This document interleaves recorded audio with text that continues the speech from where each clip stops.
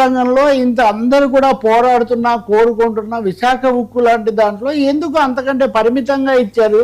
కేంద్రం రాష్ట్రం అనే ఈ గీతలు వీటి మధ్యలో ఎందుకు ఆగిపోయింది? వెంటనే కేంద్రం ఎందుకు రంగంలోకి రాలేదు?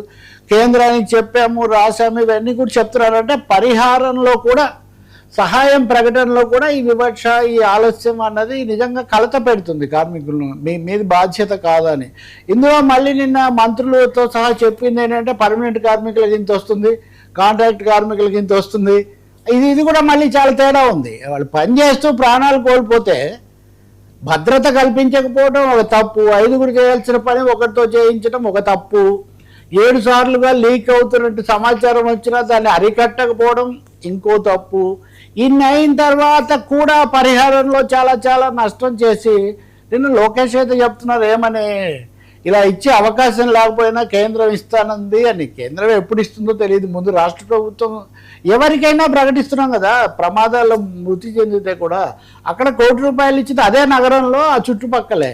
ఎందుకు ఇలా జరిగింది? దీని మీద మటుకు కార్మిక సంఘాలు చాలా తీవ్రమైన, ప్రాణాలు ₹1 కోటి ఇచ్చినా వాళ్ళ ప్రాణాలు ఏం తిరిగిరావు.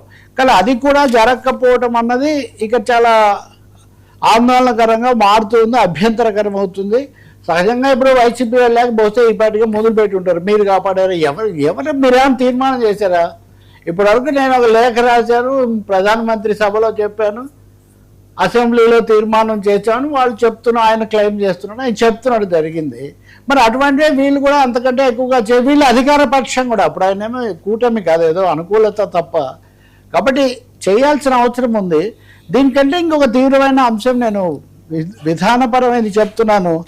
ఈ రోజుకు కూడా విశాఖ ఉక్కు factory RINL, Rashtriya Ispat Nigam limited, disinvestment ప్లాన్లోనే ఉంది.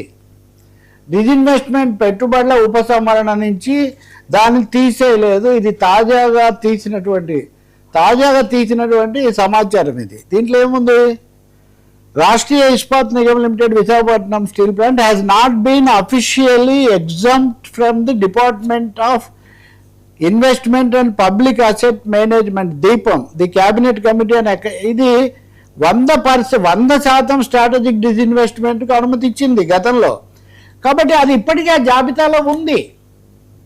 ఆ జాబితాలో ఉన్నప్పుడు ఇటువంటి ఘటనలు జరుగుతున్నాయి. ఆ జాబితాలో ఉన్నప్పుడు దానికి సహాయం నిరాకరించబడుతుంది. ఆ జాబితాలో ఉన్నప్పుడు అక్కడ ఉద్యోగులను తగ్గిస్తున్నారు.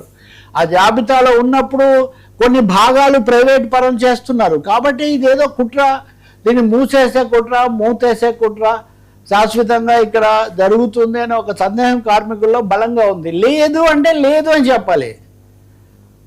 ఈరోజు మీరు times of India banner story చూడండి వర్మ. ఈ మొన్న ఇరాన్ యుద్ధము, దాడి, ఇవన్నీ వచ్చిన తర్వాత ఆర్థిక పరిస్థితి తీవ్ర ఒడిదుడుకు గురవుతుంది. అందువల్ల ఈ దీపం, ఈ డిజిన్వెస్ట్మెంట్ స్కీమ్ ఏదైతే ఉందో దీని కింద ఆశించినన్ని డబ్బులు ప్రభుత్వానికి రాలేదు. 12,000 కోట్లు వచ్చాయని ఒక అంచనా ఈ సంవత్సరం. అందువల్ల వేగవంతం చేయాలి. ఈ డిజిన్వెస్ట్మెంట్ పెట్టుబడుల ఉపసంహరణ ప్రక్రియ ఇంకా వేగవంతం చేయాలని ఆర్థిక శాఖ మంత్రి నిర్మలా సీతారామన్ ఆదేశించారని చెప్పి ఆ వార్త.